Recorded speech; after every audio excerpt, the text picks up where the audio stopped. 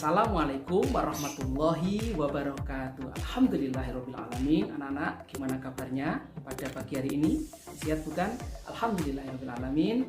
Kali ini kita bertemu lagi bersama Pak Arif dalam pembelajaran tematik kelas 4 ya. Nah, dalam pembelajaran tematik kelas 4 ini masih dalam tema 1, indahnya kebersamaan, subtema 1, keberagaman budaya bangsaku, dalam pembelajaran ke-5 dan ke-6. Jadi 1 ya. Nah, kali ini kita akan membahas tentang keberagaman budaya bangsa, suku bangsa yang ada di Indonesia juga. Nah, masih ingat kan? Indonesia itu memiliki banyak suku bangsa. Suku budaya bangsa Indonesia itu sangat beragam. Anak-anak sekalian, sebenarnya Indonesia itu memiliki latar belakang budaya yang sama, tetapi sukunya berbeda-beda. Ada suku Jawa, suku Sunda, suku Batak, suku Dayak, suku Asmat, suku Dani yang ada di Papua juga. Nah, anak-anak sekalian, macam-macam suku ini memiliki ciri khas yang berbeda-beda. Contohnya, kita bahas suku Jawa saja, umpamanya.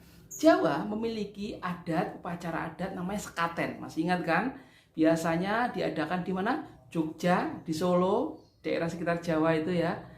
Nah, kemudian ada juga suku lain. Nah, ciri khasnya, contoh ini di daerah Sunda apa? Ciri khasnya. Ada yang tahu? Sunda? Ya.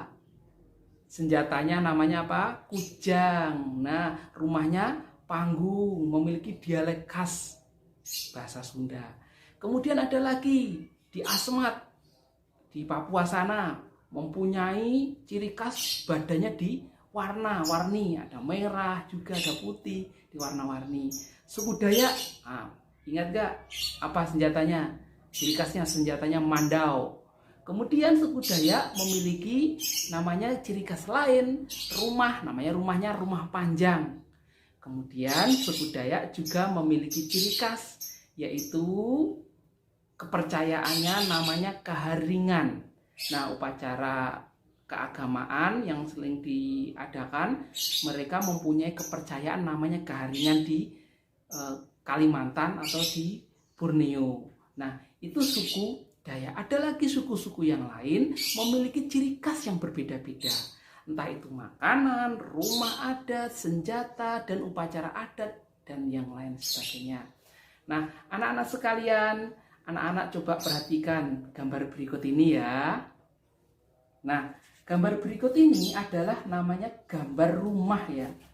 Rumah mana ya? Rumah suku Minang. Coba anak-anak juga lihat teks berikut ini ya. Suku Minang. Suku Minang adalah kelompok etnis yang terdapat di Provinsi Sumatera Barat. Suku Minang sering disebut sebagai orang Padang atau orang Awak. Bahasa daerah suku Minang adalah bahasa Minang. Orang Minang gemar berdagang dan merantau ke daerah lain. Legenda suku Minang yang sangat terkenal adalah namanya Malin Kundang. Suku Minang mempunyai rumah adat yang sangat khas yang disebut namanya rumah gadang. Rumah gadang ini terbuat dari kayu dan mempunyai bentuk dasar seperti balok. Lengkung atap rumahnya sangat tajam seperti tanduk kerbau, sedangkan lengkung badan rumah landai seperti badan kapal. Atap rumah terbuat dari ijuk. Bentuk atap rumah yang melengkung dan runcing di atas itu disebut gonjong. Karena atapnya berbentuk gonjong, maka disebut rumah bagonjong.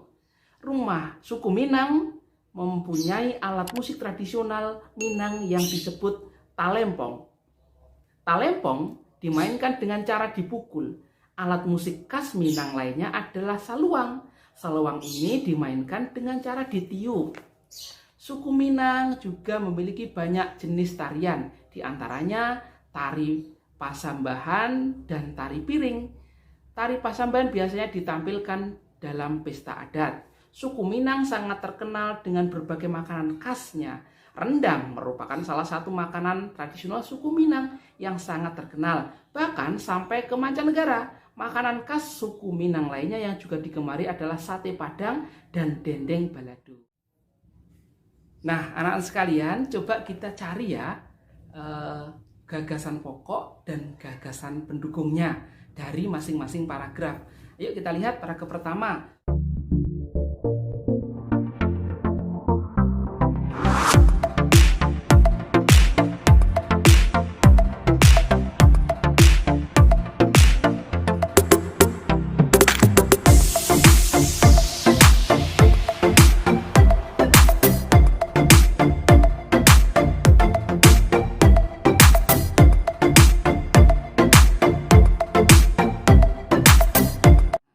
Anak-anak bisa kan mencari gagasan pokok dan gagasan pendukung. Jadi gagasan pokok itu adalah inti dari kalimat pokok yang ada di situ.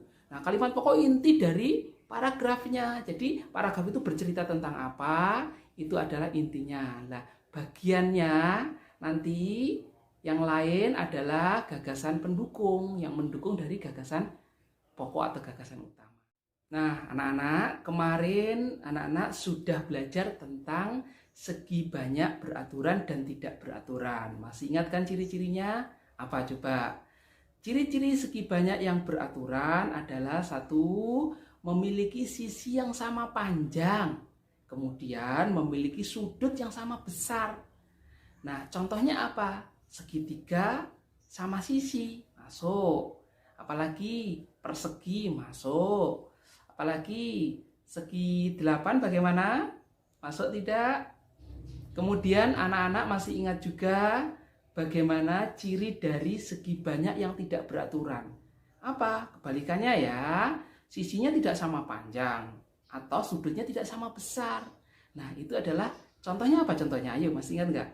Segitiga sama kaki itu tidak termasuk segi banyak yang beraturan tapi tidak beraturan. Apalagi belah ketupat, layang-layang, ya kan, trapesium. Nah, jadi anak-anak sudah ingat kan pelajaran kemarin dalam pembelajaran keempat tentang segi banyak beraturan dan tidak beraturan. Nah, anak-anak sekalian, kita akan belajar lagi cara mencari gagasan utama atau gagasan pokok dan gagasan pendukung.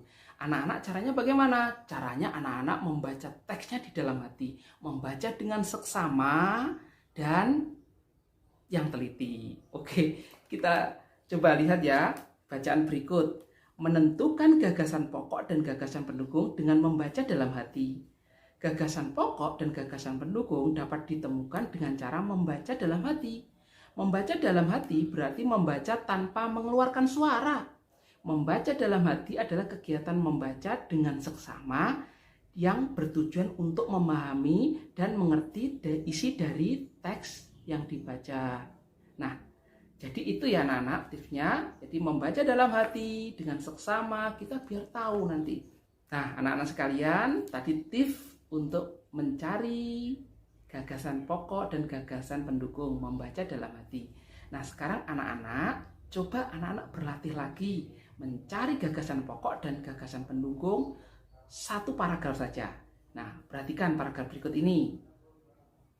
Nah, itu ada paragraf judulnya Tari Kuda Gepang. Nah, anak-anak membaca seksama dalam hati. Kalau videonya bisa di pause ya, videonya nanti diklik pause, anak-anak baca dulu. Nah, kemudian setelah membaca dengan seksama di dalam hati, anak-anak bisa mencari gagasan pokok dan gagasan pendukung paragraf berikut ini. Nah, sudah bisa anak-anak ya, paham ya? Ini tugas dari Pak Arif untuk pembelajaran kali ini. Mudah sekali kan? Mencari gagasan pokok dan mencari gagasan pendukung pada teks paragraf yang Pak Arif tampilkan. Dilihat, kemudian di pause, dibaca seksama dalam hati, kemudian baru mencari paragraf, mencari gagasan pokok dan gagasan pendukungnya. Itu saja, tugasnya satu saja. Oke anak-anak, itu tadi pembelajaran 5 dan pembelajaran 6 ya, sangat singkat, tetapi semoga anak-anak bisa mengerti dan memahami.